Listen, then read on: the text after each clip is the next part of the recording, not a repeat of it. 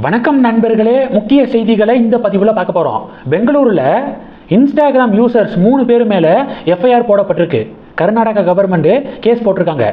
பின்னணி என்னன்னா, ராகுல் காந்தியை சோசியல் மீடியாவில் அந்த 3 யூசர்ஸும் விமர்சனம் பண்ணிட்டாங்க இன்ஸ்டாகிராமில். அப்படிங்கிறதுக்காக எஃப்ஐஆர் போட்டிருக்காங்க காங்கிரஸ் கவர்மெண்ட்டு. இதே காங்கிரஸ் தான் டெல்லியில் மோடியையும் மோடியுடைய தாயாரையும் இழிவாக சிஜேபி போராட்டம் அப்படிங்கிற பேரில் ஒரு சில இளைஞர்கள் பேசினாங்க. இந்திய இராணுவத்தை கொச்சைப்படுத்தி ஒருத்தர் பேசினார். அவங்க மேலெல்லாம் எஃப்ஐஆர் போடக்கூடாது, அவங்க ஸ்டூடெண்ட்ஸ் பாவம் அப்படின்னு இதே காங்கிரஸ் வாய் தான் பேசுது. ஆனால் ஆட்சி செய்யக்கூடிய மாநிலத்தில் ராகுல் காந்தியை சும்மா சோசியல் மீடியாவில் ட்ரோல் பண்ணதுக்கெல்லாம் எஃப்ஐஆர் போடுறாங்க. முரண்பாடுகளுடைய மொத்த உருவமே காங்கிரஸ் தான் அப்படின்னு இப்போ காங்கிரஸை பொதுமக்கள் திட்டிக்கு இருக்காங்க கமெண்ட் செக்ஷனில். இந்த பக்கம் பிரதமர் மோடியை பாருங்க, சமீபத்தில் ஒரு வீடியோ பேசி வெளியிட்டிருக்காரு. அதில் என்ன சொல்லியிருக்காருன்னா, ஜந்தர் மந்தரில் அவரையும் அவருடைய தாயாரையும் இழிவாக பேசினது இதெல்லாம் நான் மன்னிச்சிடுறேன். அவங்கள கோர்ட்டு போலீஸ் ஸ்டேஷன் இப்படி இழுக்க நான் விரும்பலை. அவங்கள யாரோ மிஸ்கைடு பண்ணிட்டாங்க, அவங்கள நாம் நல்ல வழியில் கொண்டு போவோம். Abuses never solve anything, let's guide the misguided, let's work together, let's work for Bharat அப்படின்னு சொல்லிட்டு பேசி வீடியோ வெளியிட்டிருக்காரு. எவ்வளோ பெருந்தன்மையாக நடந்துக்கிறாரு பாருங்க பிரதமர் மோடி. இந்தாங்க மோடிஜி, உங்களுடைய 13வது நாள் சாப்பாடை முன்னாடியே சாப்பிடுங்க அப்படின்னு ஒரு இளம்பெண் அந்த சிஜேபி போராட்டத்தில் பேசுனுச்சு. அப்படின்னா என்ன அர்த்தம்? செத்து போனதுக்கப்புறம் சாப்பிடக்கூடிய சாப்பாடை இப்பயே சாப்பிடுங்க இந்தாங்க அப்படிங்கிற மாதிரி அர்த்தம். எவ்வளவு மோசமான ஸ்டேட்மெண்ட் இது. மன்னிச்சாருன்னு பிரதமர் மோடி சொல்லியிருக்காரு. டெல்லி மெட்ரோவில் இந்தியாவில் பரவலாக பொது இடங்களில் பிரதமர் மோடியை இழிவாக சிஜேபி போராட்டத்தில் பேசினவங்களை அடையாளம் கண்டு பொதுமக்கள் சரமாரியாக தாக்கிக்கு இருக்காங்க. மன்னிப்பு வீடியோலாம் வெளியிட்டு இருக்கானுங்க நிறைய பேர், தெரியாமல் பேசிட்டேன் அப்படின்னு. இந்த சூழலில் தான் அவங்கள நான் மன்னிச்சிட்டேன், அவங்கள நம்ம நல்ல வழிபடுத்துவோம் அப்படின்னு பிரதமர் பேசி வீடியோ வெளியிட்டிருக்காரு.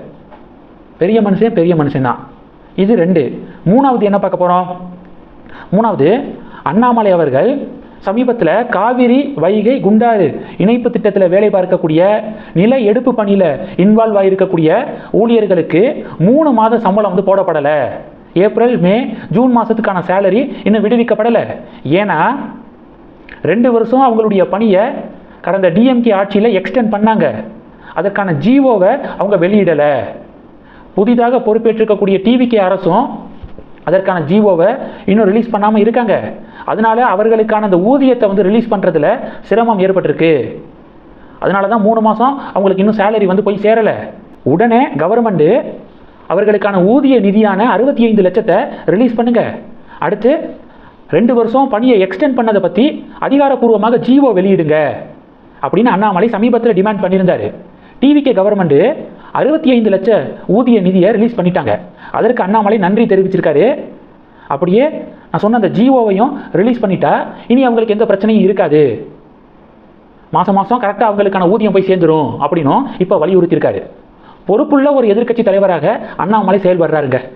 போன வீடியோவில் சொல்லியிருந்தேன்ல, தமிழகம் முழுவதும் இன்னும் 129 டாஸ்மாக் கடைகள், பேருந்து நிலையம், மத வழிபாட்டுத்தலம், கல்வி நிலையத்திலிருந்து 500 மீட்டர் தொலைவுக்குள்ள 129 மதுபான கடைகள் இன்னும் இயங்குது. எங்களுடைய கள ஆய்வில் இது தெரிய வந்திருக்கு அப்படின்னு சிஎம் விஜய்க்கு கடிதம் எழுதியிருந்தார். Solid ground work. இப்போ அதை தொடர்ந்து இந்த முக்கியமான ஜிஓ விஷயத்தை சுட்டி காட்டியிருக்காரு. பொறுப்புள்ள எதிர்க்கட்சி தலைவர் அண்ணாமலை, பொறுப்புள்ள ஒரு எதிர்க்கட்சி இயக்கம் வி த லீடர்ஸ். 4வது என்ன பார்க்க போகிறோம்? கர்நாடகா பிஜேபி நேற்று ஒரு போராட்டம் நடத்தியிருக்காங்க. தமிழ்நாட்டுக்கு காவிரியை திறந்து விடக்கூடாது, எங்களுக்கே தண்ணி பத்தலை, காங்கிரஸ் கவர்மெண்ட்டு இதை உறுதிப்படுத்தணும் அப்படின்னு கர்நாடகா பிஜேபி அங்கே ப்ரொட்டஸ்ட் நடத்தியிருக்காங்க. இது சம்பந்தமாக நண்பர்கள் என்கிட்ட உங்களுடைய ஃபீட்பேக் என்ன அப்படின்னு கேட்குறாங்க. தமிழ்நாடு பிஜேபி யூனிட்டு அண்ணாமலை இருந்த காலத்தில் கர்நாடகாவில் பிஜேபி சர்க்காரை எதிர்த்து இங்கே ப்ரொட்டஸ்ட் நடத்தினாங்க. உண்ணாவிரத போராட்டம் இருந்தார் அண்ணாமலை காவிரி இஷ்யூவில் தான். அப்போது அந்தந்த ஸ்டேட் யூனிட்டு அந்தந்த மாநிலத்துக்கு தான் குரல் கொடுப்பாங்க. அந்த வகையில் கர்நாடகா பிஜேபி யூனிட்டு கர்நாடகா மாநிலத்துக்கு தான் குரல் கொடுப்பாங்க. நம்ம என்ன பண்ணியிருக்கணும்? தமிழக பாஜக யூனிட்டு அதுக்கு ஒரு பதிலடி கொடுத்துருக்கணும். அண்ணாமலை மாநில தலைவராக இருந்திருந்தாலோ இல்லை அண்ணாமலை கட்சியில் இருந்திருந்தாலோ அதெல்லாம் பண்ணியிருப்பாங்க. இப்போ இருக்கிறது திராவிட ஜனதா கும்பலில் பொறுமையாக வெயிட் பண்ணி நேரம் பார்த்து பண்ணுவாங்க. போராட்டம் அப்படிங்கிற பேரில் ஒரு 10 பேர் 20 பேர் சேர்ந்துக்கிட்டு காமெடி பண்ணுவாங்க. அதனால் கர்நாடகா பிஜேபி யூனிட் பண்ணது அந்த மாநிலத்தை பொறுத்த வரைக்கும் கரெக்டு தான். இந்த செய்திகளை பற்றி உங்களுடைய பார்வைகளை மறக்காமல் கமெண்ட் பண்ணுங்கள். தொடர்ந்து கணக்கில் இருங்க. அடுத்தடுத்து நிறையா பதிவுகளை பார்க்க போகிறோம். நன்றி. ஜெய் ஹிந்த்.